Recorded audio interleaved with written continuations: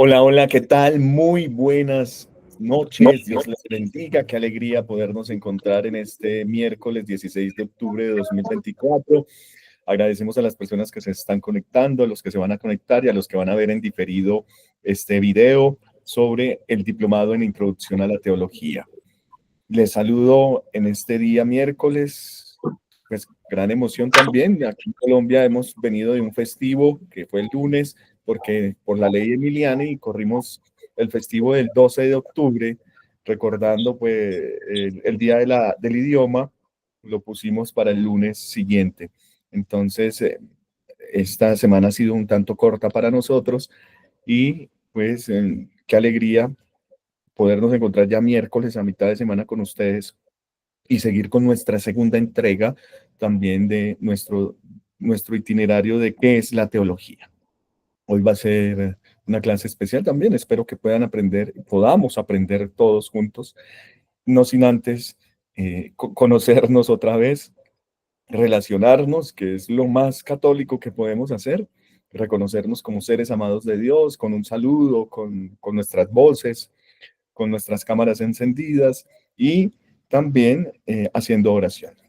Quiero saludar a Marta Patricia Aguilera. Muy buenas noches, Marta Patricia. Dios te bendiga. ¿Cómo estás? Puedes encender el micrófono. Qué alegría verte de nuevo, ya culminando actividades, me imagino, de universidades, pero también planeando ya el 2025. ¿Cómo vas? Sí, buenas noches a todos. Bien, afortunadamente en eso, en ese trabajar permanente en el mes de octubre, los periodos académicos universitarios abren semestre, entonces hay bastante movimiento. Sin embargo, bueno, aquí dispuesta a seguir aprendiendo con ustedes. Muchísimas gracias, Marta Patricia. Espero pues que esto también esté cambiando un poco tu visión frente a la iglesia, tu relación pues con tu propia familia, como lo manifestabas algún día, que lo recuerdo, sobre todo con Sí, tus en el tema del cristianismo y pues que así. también, ¿cierto? Bueno, pues bienvenida. Bienvenida. Hay un micrófono abierto. Ah, ya, Jorge Jaramillo. Jorge, gracias, Marta Patricia. Jorge Jaramillo. Jorge. Buenas noches, hermanos. Aquí nuevamente con ustedes, satisfecho, contento de encontrarnos nuevamente para compartir los conocimientos que usted nos trae todos los miércoles. Muy contento, muy satisfecho. Gracias a todos. Bueno, muchísimas gracias, Jorge. Dios te bendiga. ¿Cómo va también cómo van esos jóvenes, esos niños allá Sí, trabajando? estamos practicando para comuniones ahora en diciembre, para la primera comunión. Y los conceptos académicos del Estado y la parte religiosa que la manejo acá personalmente con el sacerdote de los lados del Caramelo de Santa Fe Realito, acá en Córdoba. Le colaboro mucho para sacar a los niños en la vida espiritual, sacarlos adelante, porque ahí casi no llega sacerdote. Entonces yo lo llamo y que venga. Hoy vino casualmente y estuvo hablándonos bastante, compartiendo la palabra. ¿El Hicimos una obispo buena ya fue labor. a visitarlos?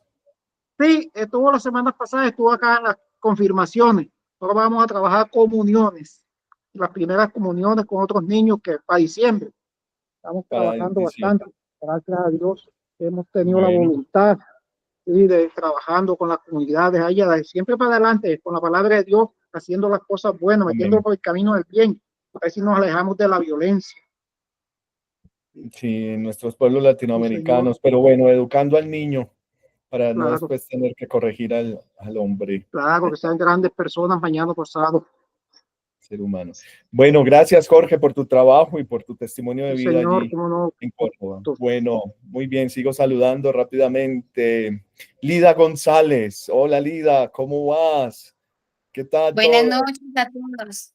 Muy bien, padre, muchísimas gracias. Muy contenta nuevamente, como cada 8 días, de estar aquí conectada, escuchando, aprendiendo y formándome cada día, cada miércoles con todas sus enseñanzas. Bueno, Lida, conectada desde cuándo? Desde hace 8 días, ¿cierto? No, ¿Cómo lo va? ya llevo varios días, pues varios miércoles. Ah, bueno, varios Sí, miércoles señor. con nosotros. Listo, Lida, bienvenida siempre. Muchas gracias por conectarte. Quiero Gracias, padre. saludar a Horacio. Horacio y Valle, o allí hay una separación, Horacio Valle. Sí. Hola Horacio, ¿cómo estás? ¿Qué tal? Buenas noches. Apenas me voy conectando. Ah, qué bueno, desde México. Sí, es correcto. ¿Desde qué parte de México estás, hermano? Al centro de la República, estado de Hidalgo. Hidalgo, Hidalgo. El centro a un lado del Distrito Federal de la capital. Muy cerca, ¿sí? Una hora menos. Ah, bueno, bien, cerca. Para nosotros aquí también todo lo que quede cerca a Bogotá es a una hora. A una hora. Ahora sí.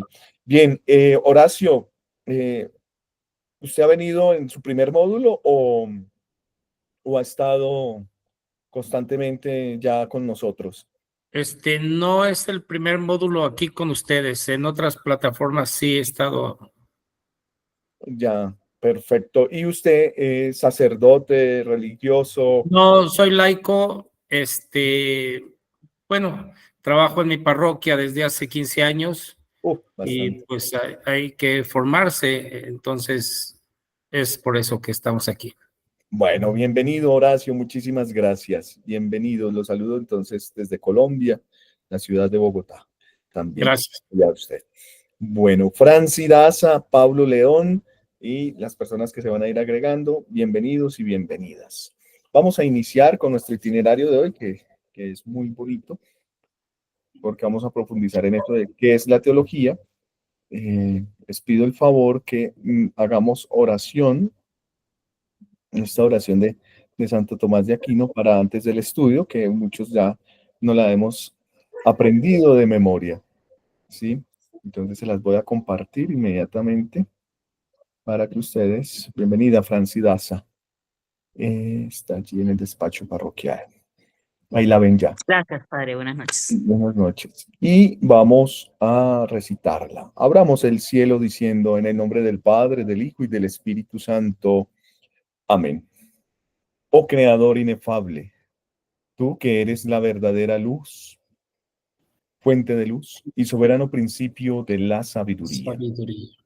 Dígnate infundir en las tinieblas de mi entendimiento un rayo de tu claridad, apartando de mí la doble oscuridad en que he nacido, el pecado y la ignorancia. Tú que haces elocuente la lengua de los niños, instruye mi lengua e infunde en mis labios la gracia de tu bendición. Dame agudeza para entender, capacidad para asimilar, método y facilidad para aprender, sutileza para interpretar y gracia copiosa para hablar. Dame acierto al empezar, dirección al progresar y perfección al acabar. Tú que eres verdadero Dios y hombre, que vives y reinas por los siglos de los siglos. Amén. Padre nuestro que estás en el cielo, santificado sea tu nombre. Venga a nosotros tu reino, hágase tu voluntad en la tierra como en el cielo. Danos hoy nuestro pan de cada día, perdona nuestras ofensas, como también nosotros perdonamos a los que nos ofenden. No nos dejes caer en tentación y líbranos del mal.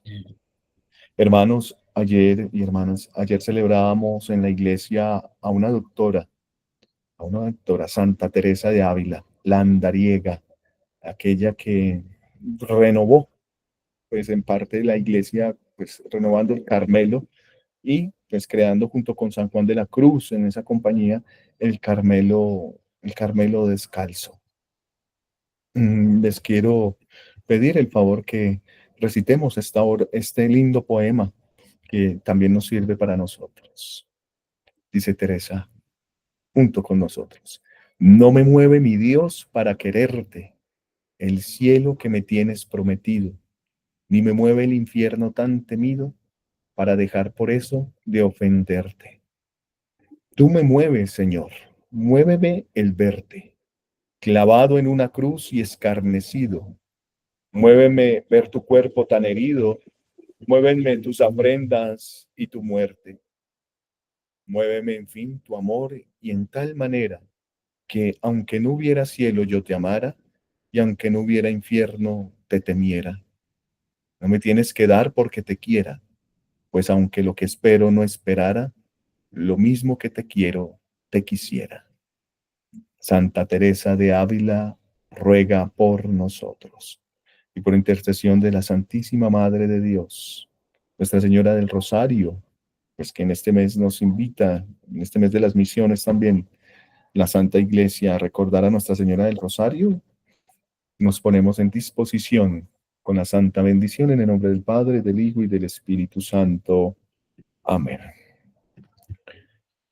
Gracias por hacer oración junto conmigo.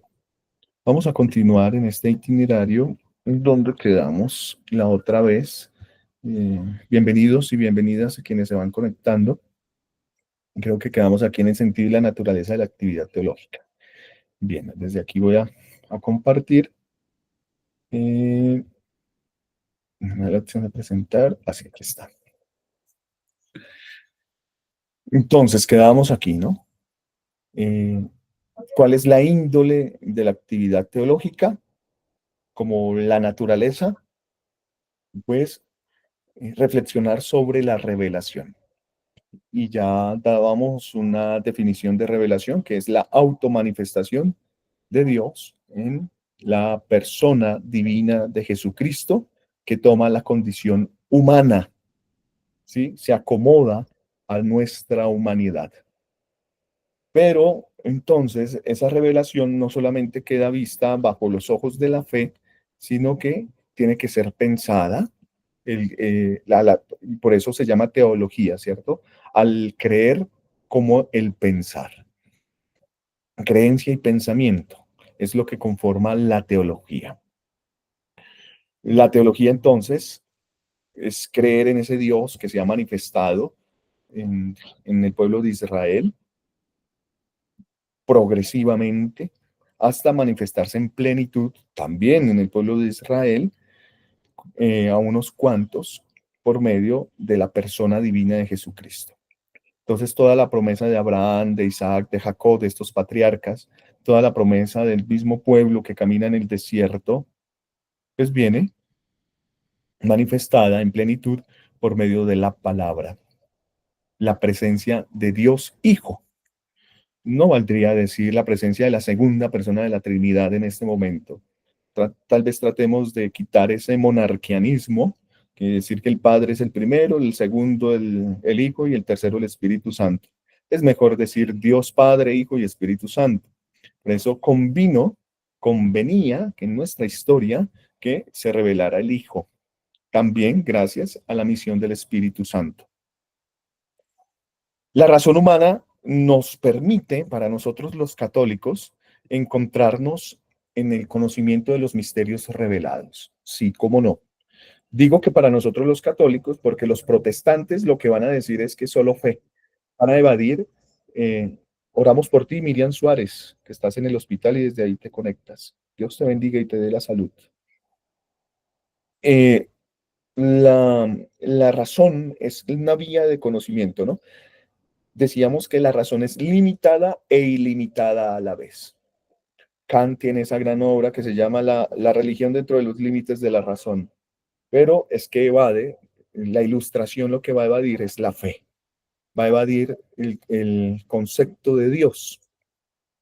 Por eso es la fe la que va a dar como la fundamentación de contemplación de esos misterios que nosotros vamos a adquirir por medio de nuestro pensamiento, por medio de nuestro intelecto humano. Decimos que es limitada, pues obviamente, al ser la razón por sí propia es limitada, caeríamos en un racionalismo, nos dice Fides Ratio. Caeríamos en un racionalismo si le quitáramos la fe y solamente razonáramos y razonáramos y razonáramos, que es lo que hace el cientista o el cientificista. Y si nos vamos hacia el lado de la fe, caeríamos solamente en un fideísmo, si le quitamos la razón. Un fideísmo que nos volvería pues un tanto piadosos y no tendríamos una lectura real de los acontecimientos del mundo y estaríamos haciendo pues evangelización sin tener en cuenta las narrativas, de los signos de los tiempos, de las maneras de cómo relacionarnos humanamente, de la misma psicología, de la misma antropología que nos permite a nosotros pues, poner los fundamentos para poder relacionarnos. No sé si a ustedes les ha pasado, pero encontrarse con una persona que sea protestante, que sea evangélica, es un tanto tedioso porque hablan desde el fideísmo, ¿no? Solo fe, solo escritura, pero razonar, conceptualizar la fe, no. Eh, ya, solamente es una pasión, es un sentimentalismo, un emocionalismo que se convierte realmente en un fideísmo, un fundamentalismo al momento de leer la Sagrada Escritura, que eso se va adoptando en la propia vida y pues se vuelve una persona sellada, hermética, en donde no se le puede, no acepta un diálogo o la verdad. Lo digo también porque tengo un tío que es protestante, es pastor pentecostal, pero finalmente lo que ha hecho es apartar a toda la familia, porque no se puede entablar un diálogo con él, sino que siempre es conviértanse y vayan a la iglesia porque nosotros somos pecadores y nos vamos a condenar. Digamos que no se permite razonar, más bien. Y nosotros como católicos sí razonamos y tratamos de entablar un diálogo desde nuestra propia conversión para poder dialogar con las otras culturas, dialogar con las otras religiones. Mire, yo sé que en los lugares donde ustedes van, incluso aquí de católicos, llegan muchos sacerdotes. Ayer teníamos un obispo anglicano que está estudiando liturgia con nosotros. Es obispo allá en Quito y tiene 37 años y es anglicano y bueno, y desde ese diálogo pues pudimos entablar una noción de liturgia para poder decir pues que es más lo que nos une que lo que nos separa. Todo esto pues hace parte de la manera de cómo nosotros razonamos y obviamente razonamos a través de nuestra realidad y nuestra lengua. Dice Wittgenstein que el límite de nuestro mundo es nuestra propia lengua, nuestro propio idioma. No es lo mismo pensar en castellano la realidad aquí en Latinoamérica que pensarla en ruso, como seguramente la pensó Dostoyevsky. Digo yo, no es lo mismo leer a Gabriel García Márquez en castellano, que es su lengua natal, que leerlo en ruso, en una traducción. Quizás pues no se comprendería muy bien las formas, los lugares propios de nuestra cultura. Entonces, la teología lo que quiere iluminar es nuestro intelecto. Pero la teología no es una ciencia, lo volvemos a decir, que quiere dar razón de todo. No. Es más, la teología es una ciencia hermenéutica que solamente tiene un objeto de estudio, Dios, el Dios revelado. Y desde ahí aporta la realidad del mundo. Tanto que la teología no ofrece casi respuestas, no está llamada a ofrecer respuestas. La teología es una ciencia que está llamada a generar preguntas. ¿Listo? A generar preguntas. Porque la respuesta obviamente va a ser variable, pero la pregunta, que es una constante, nos va a permitir acceder a Dios desde nuestro intelecto. El intelecto que, gracias al don del Espíritu Santo, porque nosotros presuponemos eso en la fe, que es la gracia la que nos ilumina en la razón, es la gracia de Dios la que nos da los contenidos de la fe para que nosotros podamos generar preguntas. Por eso Dios nos crea como seres con intelecto. Somos los únicos seres que nos preguntamos, ¿no? Y por eso la teología genera esa pregunta por el ser trascendente que nosotros queremos con un esfuerzo laborioso, pues dar a conocer según los signos de los tiempos en nuestra propia historia y desarrollo humano. Bueno, en ese sentido, nos podemos preguntar, verdaderamente, ¿quién es el que hace teología? ¿Es el Papa? ¿Es el magisterio de la iglesia el encargado de recolectar y decir esto sí es válido, esto es inválido, únicamente, y son los que ponen la normatividad de lo que se tiene que creer? ¿O es la congregación para la doctrina de la fe, que antes se llamaba el Santo Oficio, antes del Concilio Vaticano II? ¿Quién es el que hace la teología? ¿Quién es el verdadero teólogo? Bueno, tenemos que partir del hecho de que el único teólogo es Dios mismo, porque Dios es el único que se conoce en su propio misterio, ¿cierto, Horacio? El único que se conoce en su propio misterio es Dios.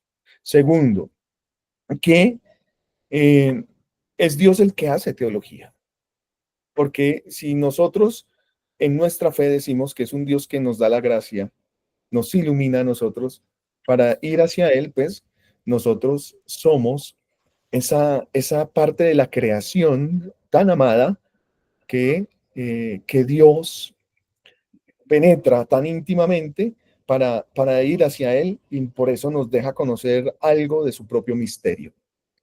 El que hace teología realmente es Dios por medio de nosotros, por medio de ese razonamiento.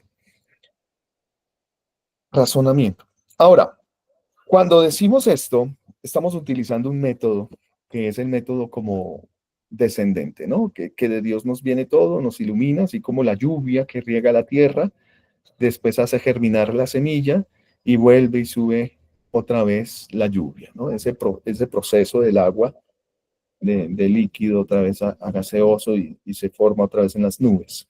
Y es ese dinamismo.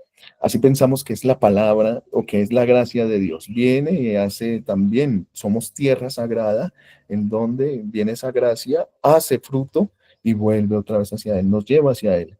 Y en esa constante dinámica nos va haciendo parecer a Jesucristo. Tanto que en la liturgia decimos, cuando nos reunimos, ya no es Marta, Patricia, Emma, Dolores, sino que es el cuerpo de Jesucristo, el cuerpo místico. El Padre nos ve y no nos ve como si estuviera viendo a su Hijo. Por eso nos lleva hacia Él. Y qué maravilloso que más que amigos somos hijos en el Hijo de Dios. Bueno, pero entonces, ¿quién es el que hace teología? Lo tercero que tenemos que decir es, el que hace teología es el que está dentro de la eclesialidad. ¿Podemos hacer teología fuera de la iglesia? Sí, pero caeríamos seguramente en algún error, en alguna heterodoxia o como se llamaba antes, herejías. Ratzinger precisamente tiene un texto que se llama La vocación eclesial del teólogo. Por lo menos hay que leerlo una vez al año para recordar que todos nosotros hacemos teología eclesialmente, no fuera de la iglesia. No podemos pensar, por ejemplo, un San Agustín de Hipona, unos santos doctores de la iglesia como Teresa de Ávila haciendo teología y poniendo estos cimientos, pues fuera de la iglesia. Hay unas espiritualidades que sí permiten de pronto de pronto asumir una cierta, un diálogo interreligioso, ¿no? Por ejemplo, conocí también unos budistas que aman mucho a Francisco de Asís por el cuidado de la naturaleza y por el cántico de las criaturas, pero los tipos son budistas, no son cristianos, pero ven en Francisco de Asís como algo para poder mediar entre la naturaleza y su ser trascendente, pero no son cristianos. Hacen teología, seguramente teología budista, pero no cristiana, porque si fueran cristianos, pues tendrían que estar bautizados y dentro de la iglesia. Entonces, ¿quiénes son los que hacen teología? Digo aquí, hombres y mujeres creyentes concretos. Ese es el grado. Hay que creer para entender. Para poder llegar a un conocimiento espiritual, no solamente de la psique, no solamente somero, ¿no? Como en todas las ciencias, podemos llegar a unos conocimientos pues muy básicos, muy argumentados desde la misma lógica de cómo podemos crear teoremas, podemos crear razonamientos matemáticos y físicos para llegar a conclusiones, o también al revés, desde la conclusión poder llegar a través de los juicios como a los axiomas. Todo eso en lógica formal y matemática pues nos permite decir pues que lo podemos hacer por medio de nuestro razonamiento, ¿sí? No necesitamos creer para poder decir que 2 más 2 es 4. Lo que sí es que en esa creencia yo quedó muy corto. ¿Por qué el 4? Ya cuando me pregunto por qué el 4, ¿para qué el 4? ¿Qué del 4? ¿Cuál es la naturaleza del número 4? En realidad es algo abstracto. Y aquí ya viene eso, sí, Marta Patricia, es solamente un concepto que está, que es algo abstracto, que es metafísico, que tengo que representar con algún signo, ¿cierto? Los números. Pero asimismo los sentimientos, ¿no? ¿Qué del amor? ¿Qué del odio? ¿Qué de la pasión? ¿Qué de los mismos valores? Y todo esto es una pregunta al cubo, quizás. Si decimos que la filosofía es la pregunta al cuadrado, porque ¿para qué? ¿Por qué sucede este ciclo de 24 horas del día y de la noche? ¿Cierto? Nos preguntamos por la realidad, ¿por qué el agua tiene pues, esa forma cuando está en el estado líquido? Y podemos preguntarnos por qué, mm, eh, por qué la ebullición y demás. Bueno, efectos químicos, físicos, matemáticos, nos podemos preguntar por eso. Eso es, pues, filosofar. Y sería como la pregunta al cuadrado de la realidad. Simplemente tú no te preguntas si para hacer el café de la mañana el agua hirvió a tanta temperatura, ¿no? Hubo un punto de ebullición, ¿cierto? Y tú supones que ya está lista para mezclarla con el café. La mezclas y ya. Pero cuando te preguntas, bueno, ¿y por qué sucede esto? Porque el agua, el calor comienza a tener un punto de ebullición y si no le apago rápido, pues se puede volver en un estado gaseoso y se me quema la olleta. Entonces ya comienzas a filosofar y decir, no, es que lo que sucede es que según la gravedad eh, y tiempo y el calor y todo esto, comienzas a analizar y comienzas a crear una filosofía de la ciencia. Pero la teología va mucho más allá y es la pregunta del cubo. Digamos que tiene, si lo estamos haciendo así con un exponencial, la pregunta del cubo. Y es, bueno, ¿quién creó el agua? ¿Cierto? ¿Por qué existe el agua? ¿Para qué existe? ¿Hay un creador de esto? ¿Cómo llegamos al conocimiento de que esto en verdad, si lo ponemos al fuego, puede hervir y nos hace, pues bien, ¿cierto? También por la ciencia.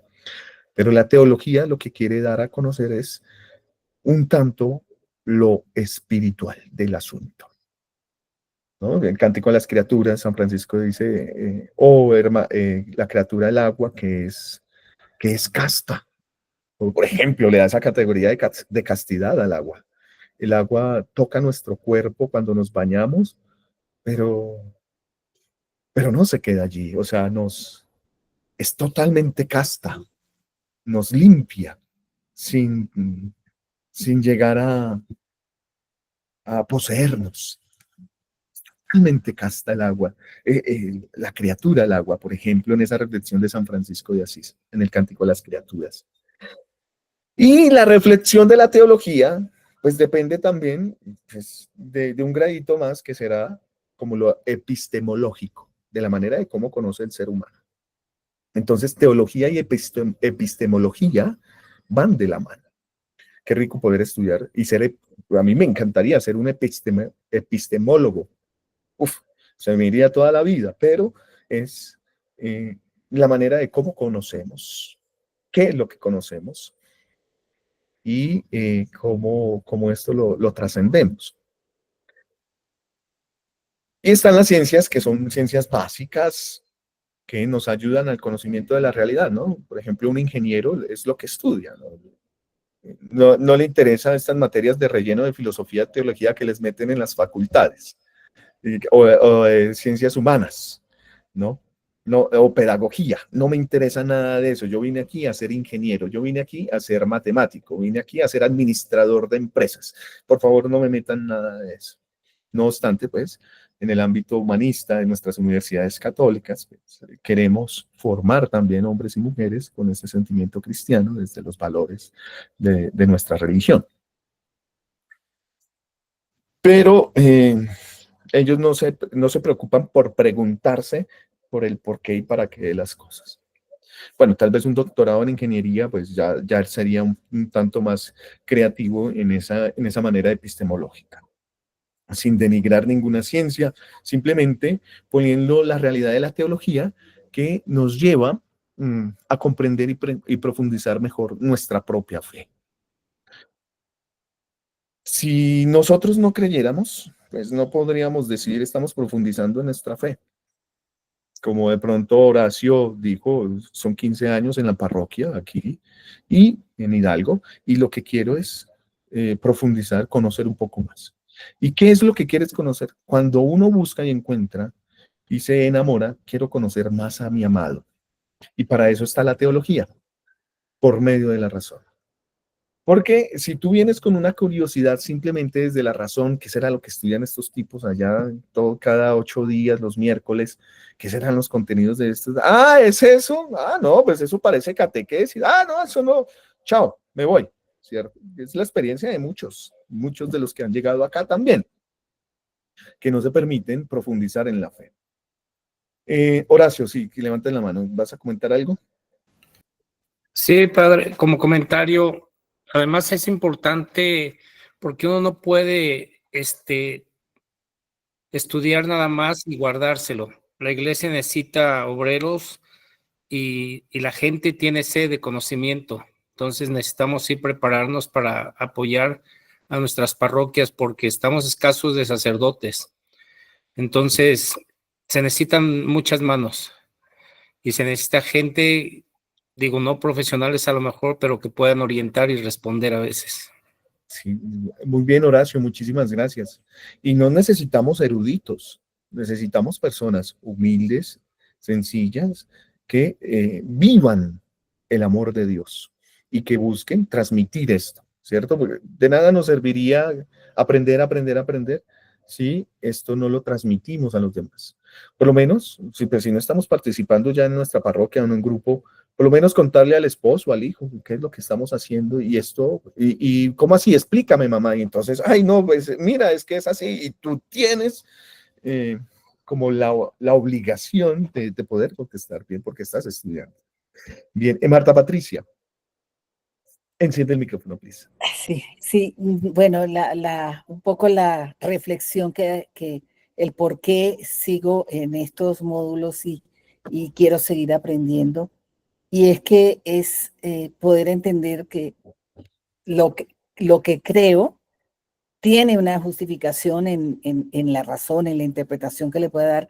Entonces es fortalecer ese creer en el conocimiento y en la interpretación del Dios revelado, de la palabra de Dios, de la fortaleza que da la estructura de la iglesia. Entonces, eso da, bueno, en mi caso particular, me ha ayudado mucho al servicio que doy en la parroquia, con los distintos movimientos a los que estoy adscrita. Entonces, mi respuesta, pero quiero ratificarla contigo, es: yo estoy aquí porque quiero entender lo que creo, profundizar en lo que creo, y esa es la razón por la cual me mantengo aquí. Perfecto, y está muy bien, y eso es la teología cristiana católica. Profundizar, buscar profundizar en lo que creemos. Porque, claro, podemos quedarnos solamente en creer. Y bueno, ¿y qué es creer? No, pues que Dios es lindo, Dios es bonito, Dios me ayuda, Dios me hizo que me ganara el chance, la lotería, Dios nunca me ha dejado a un lado. Bueno, pero ¿quién es Dios? No sé, es lindo.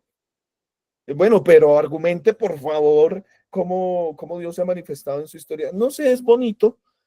O sea, como que no tenemos el discurso, el argumento para decir, no, el Dios en el que creo es un Dios revelado, un Dios que es, antes de ser trino, es uno y trino. Son tres personas divinas, un solo Dios verdadero. Ay, ¿cómo es eso? Explíqueme. Hay muchas personas que piensan que la Trinidad es una mujer, es una virgen. No, no, no, no, la Santísima Trinidad es Dios, Padre, Hijo y Espíritu Santo. Ay, yo no sabía eso. ¿Y cuántos años tiene? No, tengo 50 años. ¿Y usted va a misa? Sí, todos los domingos. Ay, pero yo no sabía que era eso. Encontramos así personas que no porque sean ignorantes de por sí o porque no quieran, sino porque nunca se han preocupado por eh, eh, profundizar en su fe, profundizar en la fe. La cosa es lo que yo puedo saber, por ejemplo, de las otras religiones, ¿no? Del hinduismo, de lo musulmán, de lo judío, que allí, hasta allí pues nosotros no podemos entrar como a cuestionar mucho. Es poco lo que conocemos, pero si fuera judío, pues tendría esa oportunidad de profundizar en mi propia fe. Gracias a Dios soy cristiano y dice Chesterton, si volviera a nacer, quisiera ser cristiano. Muy bien. Entonces, como Marta Patricia y Horacio y todos los que estamos aquí, buscamos algo, somos buscadores. Santa Teresa de Ávila era la andariega, la buscadora, como de volver otra vez al origen. Lastimosamente en el Carmelo no se pudo hacer y por eso ella pues funda el Carmelo descalzo. Aunque el Carmelo, los carmelitas calzados también continúan, pero Teresa lleva una reforma al Carmelo otra vez para volver a sus orígenes, sobre todo a lo más carismático del amor de Dios, Jesucristo nuestro Señor y nuestro Salvador. Pero todos, absolutamente todos los seres humanos buscamos algo. ¿Y qué buscamos? La verdad. La verdad. Y obviamente hemos dicho, la verdad para nosotros es no un concepto, sino una persona. Jesucristo, que es Dios, revelador del Padre. Sin embargo, la teología cristiana pues, tiene diferentes afirmaciones, contenidos que no solo confirman, sino que también purifican, juzgan críticamente y superan los procesos de la pura racionalidad. Es aquí donde se comienza a hacer teología también desde los contextos. Podemos hacer teología desde Hidalgo, ¿no? ¿Qué es evangelizar en Hidalgo, en la parroquia de allí? ¿Qué es allí donde Marta Patricia está evangelizando en su parroquia, como nos decía? ¿Qué significa eso? ¿Cómo tenemos que conocer nuestra territorialidad? Bueno, y la demografía, bueno, y la cartografía. ¿Hay un mapa de la parroquia? De los límites hasta dónde podemos llegar. Bueno, ¿cuántos colegios hay acá? ¿Cuántas universidades hay dentro del territorio de la parroquia? ¿Quiénes viven acá? No, personas de estrato 2, 3. Ah, sí, bueno, ¿y los otros qué? No, son empresas, son fábricas. Ah, bueno, ¿y cómo vamos a llegar allí a ellos? No, que nuestra parroquia también tiene unas veredas.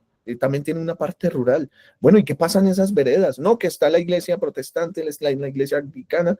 Todo eso lo tenemos que reconocer y desde ahí sentarnos con el grupo de apoyo pastoral y poder decir, bueno, ¿y cómo vamos a evangelizar? ¿Cómo vamos a proponer una tarea teológica, un acompañamiento teológico a estas personas para decirles que Jesucristo es camino, verdad y vida? Y que nosotros podemos tener y ofrecer esos medios absolutos para que puedan obtener la salvación. Es totalmente diferente, ¿no? Y por eso la teología tiene que ver mucho con la cultura, la cultura.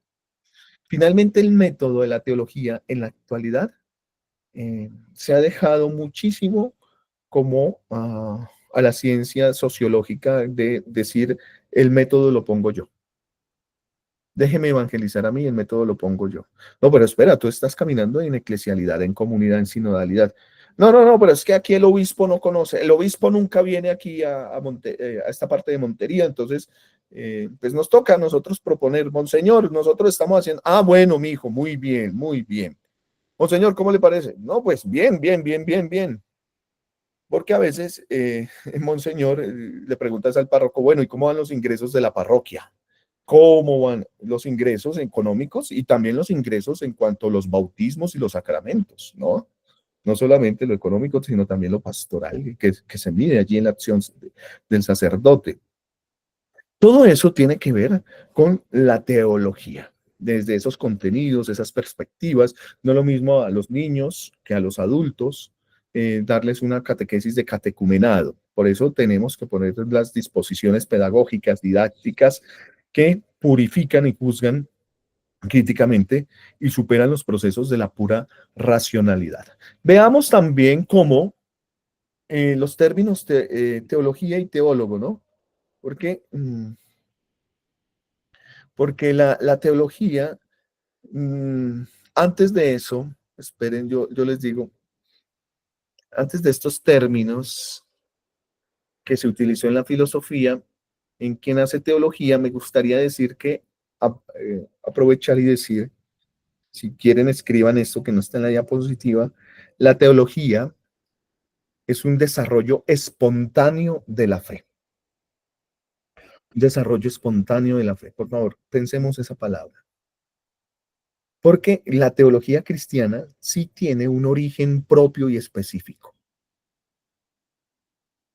La teología cristiana no procede de la simple curiosidad intelectual, ni siquiera se dedica a satisfacerla.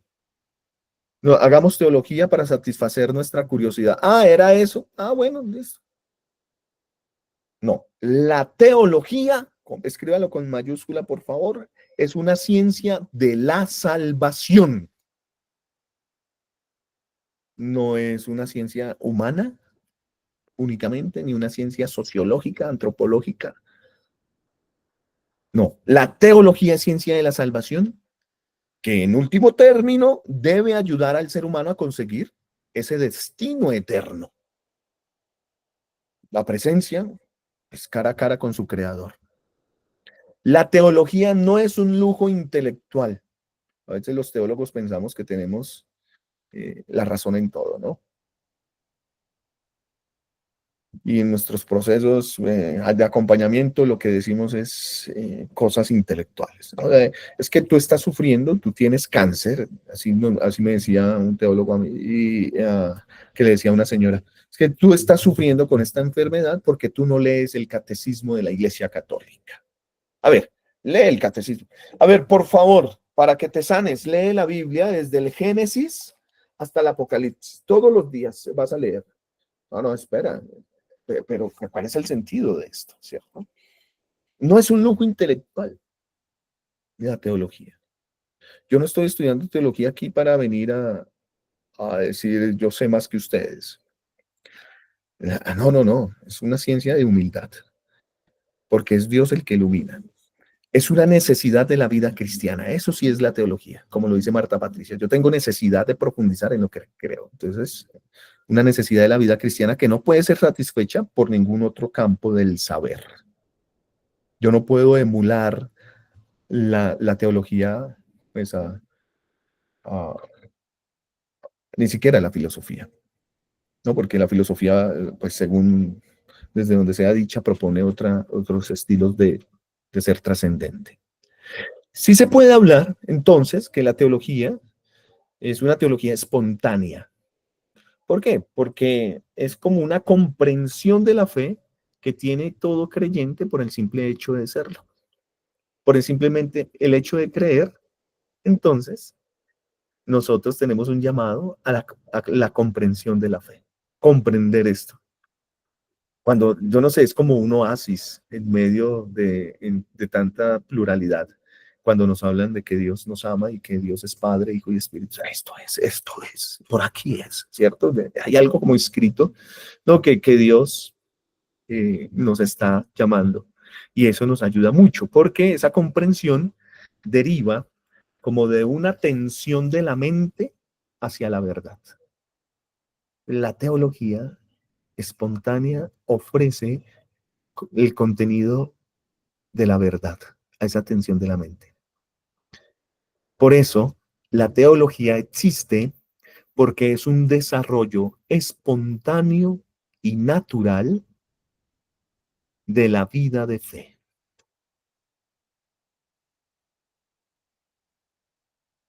La teología existe porque es una manifestación de vitalidad espiritual. Yo estudio teología para creer más, no para eliminar mi fe, ¿no? Entonces, por ejemplo, ahorita estoy viendo ahí en Maps, bueno, estoy viendo dos cosas. Reyes, que es una serie que habla sobre la monarquía en el pueblo de Israel, pero también me puse a ver los Medici, esta familia en Florencia, Italia, que eran banqueros y que desarrollaron mucho el arte también, con Botticelli, con los Medici contrataron a Miguel Ángel, y que tenían razón. Pero si tú ves eso como desde la teología y que eso es la teología, pues te vas a quedar corto porque ahí es problemas de familias políticos que ponen, quitan papas, que ponen cardenales según pues, el nepotismo, nepote de sobrino, entonces por ser familiar mío, entonces yo te pongo en un alto cargo, que pudo haber pasado en la historia de la iglesia, sobre todo en el siglo, en el Renacimiento, ¿no? Siglo en 1500, 1400 incluso, toda esta parte que pudo haber pasado. Pero si yo digo que eso es la teología, pues me quedo diciendo, no, pues Roma o Italia definitivamente está llena de fe. ¿Por qué? Porque todo el mundo que va la deja ya y la pierde, vuelve a sus casas sin fe. Por eso Roma está llena de fe. Porque ciertamente, si tú vas allá y lees esa belleza, es que lastimosamente tú vas a un templo, ¿no? A una de las grandes basílicas, a San Pietro, a Santa María la Mayor, a San Giovanni Laterano, tú encuentras pues que son museos en donde las personas no les importan para nada el Santísimo, sino simplemente tomar fotos. Todo el mundo con su celular en las manos, tomando fotos, fotos, fotos, incluso hasta yo, y era una pregunta, bueno, pero esto es la iglesia, esto es hacer teología. Y después dije, bueno, quiero conocer los museos vaticanos, que es enorme, grandísimo. Era mediodía y no terminábamos y yo ya quería acabar, que acababa en el, en el, en la Capilla Sistina y entonces era la gran motivación, ¿cierto, Marta? Y yo, bueno, pero entonces, ¿cuánto cuesta? 70 euros. ¿Qué? ¿Cómo así? Esto es un negociazo. Y toda esta gente paga por entrar a mirar los museos. Sí, pues si yo digo que esa es la iglesia, pues no, pues esto es un negociazo. Esto es la fe, un negocio de curas, de monjas. La iglesia está llena de plata. ¿No? Eso no es teología. Eso no es fe. Eso es una lectura que podemos hacer, pero que en realidad no desconocemos, ¿no? ¿Tú sabes para dónde van todos esos fondos? Bueno, tú sabes cómo la iglesia aporta también por medio de las misiones. Tú sabes cómo se sostiene toda esta gran obra, belleza, simplemente con trapear la capilla, trapear la Basílica de San Pietro, cuántas personas lo tienen que hacer y todos tienen que comer y vivir de eso porque es un trabajo. Todo eso, pues, ya entra como en una racionalización desde el punto de vista, desde la fe, como una profundidad con más detalle. Pero lo que quiero decir es que la teología no se reduce a lo político de la iglesia, a la institución de la iglesia, a la administración en la iglesia, sino que es una manifestación del Espíritu Santo que nos vitaliza a nosotros como creyentes, que me lleva a decir, yo sí sirvo, así no me den 50 pesos o ningún dólar. Yo voy y sirvo en un retiro de Emaús. Yo voy y sirvo a la parroquia como proclamador, como ministro de la comunión. Ay, ¿cuánto le pagan por estar allá metido? No, no, no, no. Porque allí me revitalizo espiritualmente. Porque allí yo sé que Dios me da gracia, me da bendiciones y puedo ver los frutos.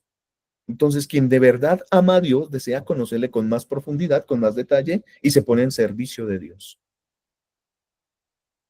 Por eso la teología, bien entendida, no es una mera técnica de pensar ideas religiosas y de reflexionar neutralmente sobre esas ideas, ¿no? La teología es mucho más, porque es un movimiento necesario de la misma razón de mi existencia como creyente que busca penetrar y asimilar mejor los misterios que creo, ¿no? Entonces me dicen, no, es que Jesucristo resucitó. Ah, bueno, bueno, ¿y cómo resucitó? No, en cuerpo, ¿verdad? ¿Y cómo así? Sí, pero Dios tuvo cuerpo. Y comenzamos a profundizar, sí, es que tuvo cuerpo. Por eso María es madre de Dios en el concilio de Éfeso, para decirle al docetismo y al gnosticismo, Jesucristo no era un fantasma, tuvo cuerpo como nosotros. Y todo lo que asume lo redime, por eso tiene cuerpo y alma. ¿Cómo así? Eso no lo sabía. Entonces, toda la actividad teológica que procede, por tanto, de la fe es un saber de fe que supera la razón, pero no niega la razón.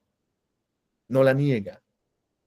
La existencia de la teología se explica por las características propias de la fe, que de un lado posee a Dios como objeto de estudio y de otro lado está ese continuo movimiento hacia Él con el fin de aprehenderlo, ¿no? Ustedes conocen ese término, aprehenderlo mejor y amarlo más.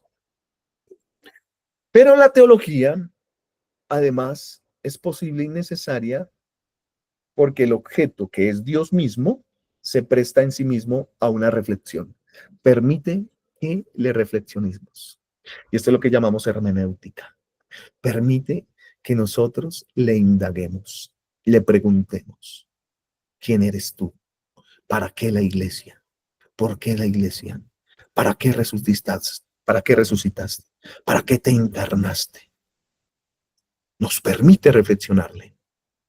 Y si el creyente acepta los misterios de la revelación es porque considera que no están fuera de sentido y que eso afecta mi propia existencia. ¿No? A lo largo de los años nos hemos dado cuenta que somos seres, por ser seres humanos, somos seres religiosos, pero quizás hemos militado o indagado donde no es. Quizás yo he ido donde la bruja, donde el chamán, he hecho mis cursos de Reiki, yoga, he hecho de todo. Y lo único que pensé, lo último que pensé fue en la vida sacramental, en ir a Eucaristía y confesarme. Oiga, pero eso sí me llena, mientras que todo eso, cuando me leían las cartas, a mí eso no me llenaba. Cuando voy a Eucaristía siento, ¿ves?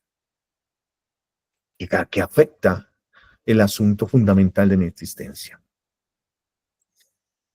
Entonces, la teología, aunque sea trascendente, que nos lleva al trascendente, que es el Dios revelado, el misterio de salvación tiene que ser de algún modo penetrable al espíritu, por el espíritu humano.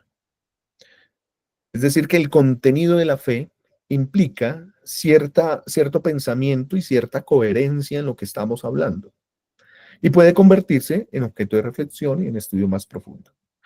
Por eso existe también la teología científica, ¿no? La teología científica, que es no la teología, la ciencia teológica, sino la teología científica, que es una reflexión muy rigurosa, muy metódica de lo que propiamente llamamos teología, para decir que es ciencia. Y esta teología especializada o científica, de la que aquí nos ocupamos preferentemente, no se limita a usar los instrumentos propios de conocimiento ordinario y del sentido común, sino que utiliza sobre todo categorías más rigurosas, ¿no? No estamos aquí diciendo Dios es lindo, Dios es bello, esto es sentido común. No, vamos a categorías más rigurosas que se ajustan a los métodos precisos, que apuntan a una construcción sistemática de los datos suministrados por la fe. Entonces entremos aquí en este momento a ver un poco sobre estos significados un tanto rigurosos. Veamos por lo menos esta primera parte. Los términos teología y teólogo y otros que están dentro de la misma familia semántica aparecen con relativa frecuencia no en el cristianismo. Ya vienen de antes, del mundo helénico, del mundo pagano, del mundo griego. La palabra teología sirve a los antiguos griegos para hablar sobre poesía, que me encanta la poesía, como Homero, como Hesiodo, que se refieren a los dioses. Si vamos por ejemplo, a Platón y Aristóteles, discípulos después de Sócrates, vamos a encontrar que, por ejemplo, en Platón, la palabra teología significa mito, mitología, en su valor y sentidos más profundos. Por favor, la mitología, tuvo un cambio semántico. Perdón, no, cambio semántico, no, un cambio conceptual de definición. Cuando hablamos de mitología en Platón, no es lo mismo de hablar de mitología actualmente. Para nosotros la mitología es algo ficcioso, fantasioso, que pudo haber enriquecido una historia para volverla algo magnífica. Para Platón y los griegos, el mito es la manifestación de la realidad. Por eso los mitos griegos, como ellos creían, no sé si hayan leído libros sobre los mitos griegos, como por ejemplo la persona que tocaba algo y la convertía en oro, o este mito también de esta persona que se amó tanto mirándose, ¿cierto? Que resultó ahogándose. Mitos griegos. No son mitos porque sean fantasiosos, sino era la manera de cómo ellos se relacionaban en la realidad y buscaban la trascendencia de los dioses, para en últimas estar en sintonía con el Olimpo. Entonces los mitos, la mitología en Platón, lo que quiere significar es cómo, que es igual a teología, cómo los griegos querían buscar la verdad. Buscar la verdad. Y a esto lo llamaban teología. Aristóteles, en el libro sexto de la Metafísica, lo utiliza con un lenguaje muy parecido. Habla también de que la teología es filosofía teórica, como algo dividido en tres partes, ¿no? Es el conjunto de la matemática, la relación con la física y, pues, la teología. Entonces, la matemática y la física es algo que se abstrae, por lo tanto, la teología es como lo metafísico, el mundo en donde están los números. Pero es el arjé, el arjé. Mire que leer a Platón y decir, Platón habla del mundo de las ideas, entonces hace una separación, no es justo. No, lo que Platón está haciendo es la poiesis, y la poiesis es el arjé. La poiesis que se compone, la poiesis, perdón, no es el término que quería utilizar, es la joideia, que es la idea. La idea es el arjé, es el principio de todo lo que existe. Eso es lo que está diciendo Platón. No que hayan dos mundos diferentes, no. La idea para Platón es el principio de todo. Como la metafísica para Aristóteles es en donde se encuentra la matemática y la física. Y para utilizar la metafísica, entonces dice la teología. Tenemos a los filósofos estoicos del siglo II, los estoicos que ampliaron, gracias a la voz teológica, y designan con ellas explicaciones sobre dioses elaboradas en el mundo intelectual, que suelen ser de orden poético, mitológico, cultural, al cual se le rinde sacrificios, y filosófico. Gracias a Dios, pues esta palabra va a tener después un sentido totalmente cristiano. San Justino, mártir, siglo II, va a utilizar este verbo, teologizar, para decir que es la manera en cómo nosotros hacemos una interpretación que se llama exégesis de los textos bíblicos. Entonces, los frutos de esa interpretación se llama teología. Los primeros teólogos en la historia son los padres de la iglesia que van allí al texto bíblico. San Clemente de Alejandría dice, bueno, existe la teogonía y la teología. La teogonía o teodicea, que después va a tener un tinte, la teodicea más filosófico de cómo acercarse al ser trascendente, habla para San Clemente de fábulas mitológicas, mientras que la teología ya habla del conocimiento cristiano de Dios. Orígenes de Alejandría dice, la teología es una doctrina recta sobre Dios. Ya tiene más forma en la escuela alejandrina. Eusebio de Cesarea, que también estuvo en Alejandría, pero después se fue para Cesarea, ya le da a una de sus obras el título de Teología Eclesiástica, donde aparece por primera vez en un libro cristiano. Es gracias a Eusebio de Cesarea, que es historiador y teólogo. ¿Sí? Cuando uno estudia patrología o historia de la iglesia, lo primero que lo ponen a leer es Eusebio de Cesarea. Un libro ampliesísimo, y al otro día le dicen, bueno, ya leyeron eso nos sirve mucho, vamos a leer otro, Flavio Josefo. Y así uno leyendo libros de libros, pero hay que ver todos. San Basilio es el primero que distingue entre teología como doctrina sobre Dios y economía. Y dice San Basilio que la economía es la historia de la salvación.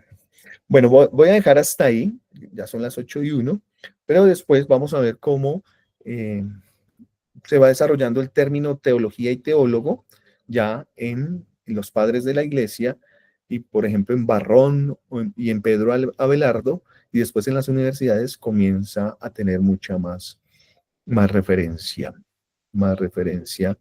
a lo que tenemos hoy como reflexión sistemática del Dios revelado en la persona de Jesucristo por medio del Espíritu Santo en una mujer, para que nosotros, por medio de la fe, nos encontremos con Él y nos salvemos, es decir, gocemos de la naturaleza divina.